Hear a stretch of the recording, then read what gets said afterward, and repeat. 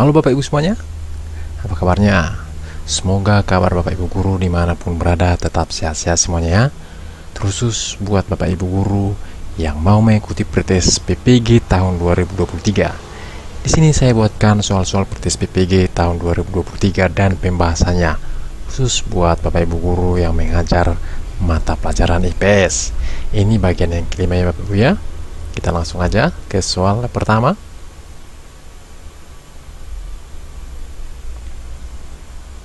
Jika guru IPS akan mengajarkan materi tentang keterampilan mengidentifikasi pergerakan matahari dan pengaruhnya pada musim di Indonesia, maka media pembelajaran berbasis IT yang utama adalah A.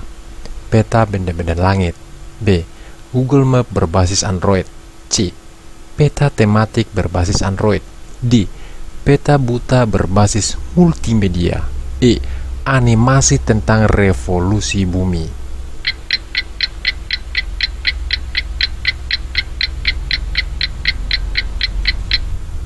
Jawabannya adalah yang C, peta tematik berbasis Android. Kita lihat pembahasannya.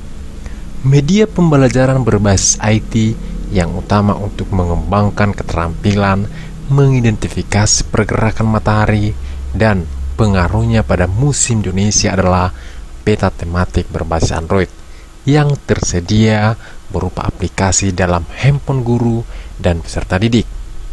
Peta benda-benda langit dan Google Map belum ada dalam Android. Demikian juga belum tersedia dalam bentuk animasi. Peta buta tidak relevan dengan tujuan pembelajaran sekalipun menggunakan multimedia.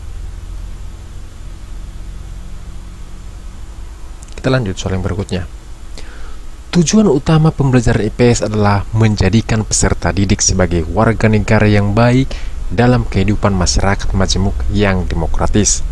Oleh karenanya, materi pembelajaran IPS seharusnya memberikan pengetahuan yang kontekstual, yaitu A. Menyajikan pengetahuan, fakta dan fenomena yang sesuai dengan materi, tujuan pembelajaran, serta sesuai dengan konteks sosial budayanya. B. Menyajikan pengetahuan, fakta, dan fenomena terkini sehingga peserta didik memiliki pengetahuan up to date. C. Menyajikan pengetahuan, fakta, dan fenomena yang aktual sehingga peserta didik memahami perkembangan masyarakat. D. Memberikan perspektif yang baru tentang pengetahuan, fakta, dan fenomena kehidupan masyarakat yang modern. E. Menyajikan masalah sosial yang dihadapi oleh masyarakat modern dan dinamis sehingga peserta didik tanggap terhadap perubahan dan modernitas.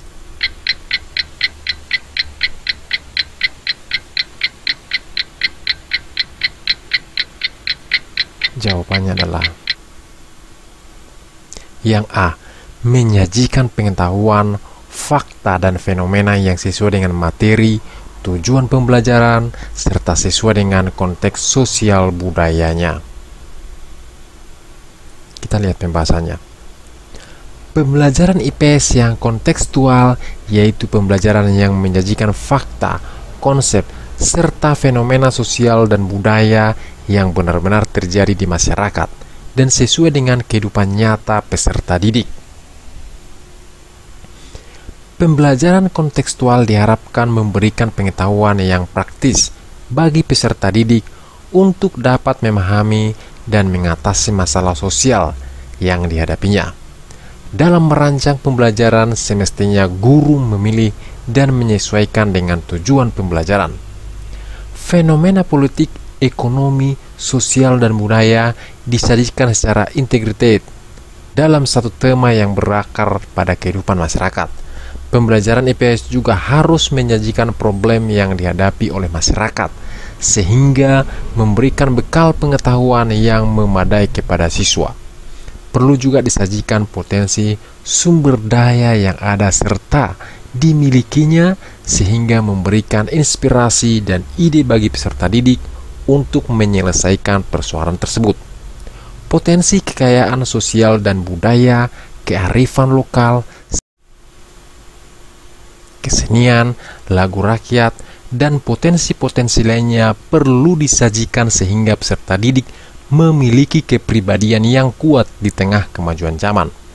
Konsep dan teori sosial yang terkini sangat penting untuk diajarkan karena akan memberikan tambahan wawasan dan paradigma kepada peserta didik. Akan tetapi, hal tersebut belum tentu relevan dengan dinamika kehidupan masyarakat di mana peserta didik tinggal karena didasarkan pada fenomena dan faktor dari masyarakat lain atau masyarakat barat yang secara sosial dan kultural berbeda dengan masyarakat Indonesia. Masalah sosial yang aktual, yang modern dan dinamis perlu juga disampaikan agar peserta didik tidak gagap terhadap perkembangan ilmu, pengetahuan, dan teknologi. Namun sekali lagi, masalah sosial yang terjadi di masyarakat modern berbeda dengan masalah yang dihadapi oleh masyarakat yang sedang berkembang seperti masyarakat Indonesia.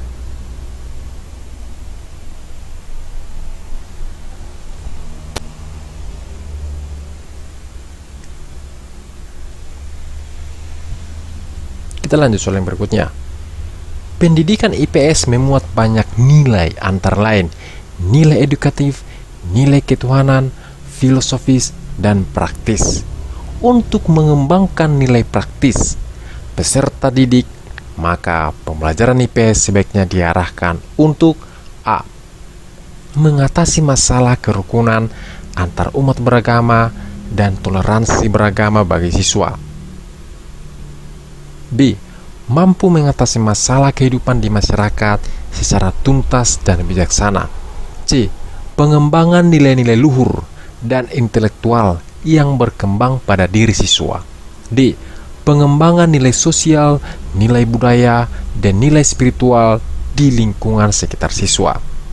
E. Mengembangkan gagasan, ide, dan menilai norma yang berlaku dalam berbudaya bagi siswa.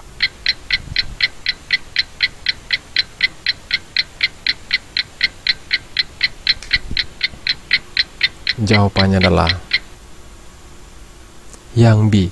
Mampu mengatasi masalah kehidupan di masyarakat secara tuntas dan bijaksana. Kita lihat pembahasannya Bapak Ibu. Dalam proses peningkatan perilaku sosial melalui pembinaan nilai edukatif, tidak hanya terbatas pada perilaku kognitif, melainkan lebih mendalam lagi berkenaan dengan perilaku efektifnya. Melalui pembelajaran IPS, perasaan, kesadaran, penghayatan, sikap, kepedulian, dan tanggung jawab sosial anak ditingkat sehingga memiliki kejelian terhadap berbagai fenomena seperti ketimpangan sosial, penderitaan orang lain, perilaku yang menyimpang dari norma dan nilai, melalui IPS yang ditanamkan sampai menyentuh nuraninya. Pokok bahasan IPS bukan hanya membahas tentang pengetahuan yang konseptual teoritis, melainkan juga menggali fakta, fenomena, dan masalah kehidupan sehari-hari yang memiliki nilai praktis. Misalnya, mulai dari lingkungan keluarga, di pasar, di jalan, di tempat-tempat bermain, dan seterusnya. Dengan demikian, pembelajaran dan pendidikan memberikan nilai-nilai praktis yang memberikan keterampilan kepada peserta didik untuk memecahkan masalah-masalah tersebut. Sedangkan nilai filosofi merupakan dasar bagi tumbuh dan berkembangnya peserta didik untuk memahami filosofi dan kearifan yang hidup di tengah-tengah masyarakat, sehingga mampu memecahkan persoalan secara arif, bijaksana, namun radikal sampai ke akar persoalannya. Nilai ketuhanan merupakan nilai untuk dapat menghayati sendiri tentang kenikmatan yang diperoleh kita sebagai manusia. Kita sebagai manusia merupakan sebagai makhluk sosial yang berbeda dengan makhluk-makhluk hidup ciptaan yang maha kuasa, baik tumbuh-tumbuhan maupun binatang. Kita lanjut soal yang berikutnya. Seorang anak guru dengan kemampuan menggunakan kata secara efektif, baik lisan atau pendongeng, orator, penerjemah, dan sebagainya, maupun tertulis atau tulisan, sastrawan, penulis skenario drama ataupun film, fonologi atau bunyi bahasa, semantik atau makna bahasa, dimensi pragmatik atau penggunaan praktis bahasa. Menurut Howard Gardner, anak tersebut mempunyai kecerdasan A. Kecerdasan bahasa atau linguistik, B. Kecerdasan logika matematika atau logic matematikal, C. Kecerdasan ruang atau spasial, D. Kecerdasan gerak tubuh.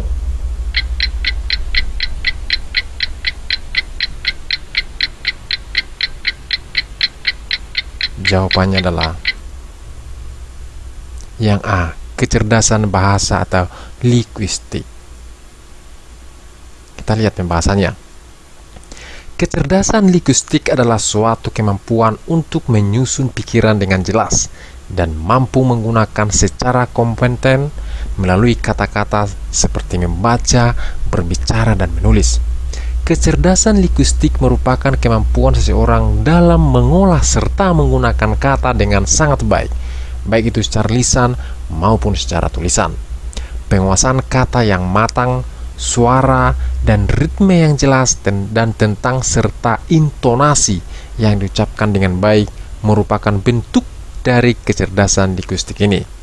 Dengan adanya kecerdasan linguistik, seseorang bisa mempengaruhi atau meyakinkan orang lain atas segala hal yang diucapkannya. Mereka dengan kecerdasan linguistik yang baik mampu memilih kata-kata yang tepat, memberi ilustrasi yang singkat, menjaga fokus pembicaraan, sistematis, dan komunikatif. Kecerdasan linguistik sangat diperlukan dalam menyampaikan suatu gagasan, pemikiran, keinginan, dan pendapat.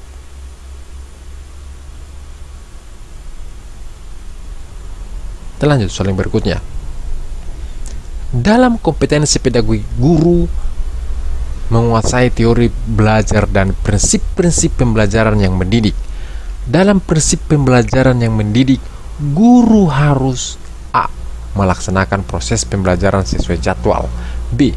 Menerapkan berbagai pendekatan, strategi, metode, dan teknik pembelajaran yang mendidik secara kreatif dalam mata pelajaran yang diampu, C. Menggunakan strategi pembelajaran, D. Hanya menggunakan teknik pembelajaran.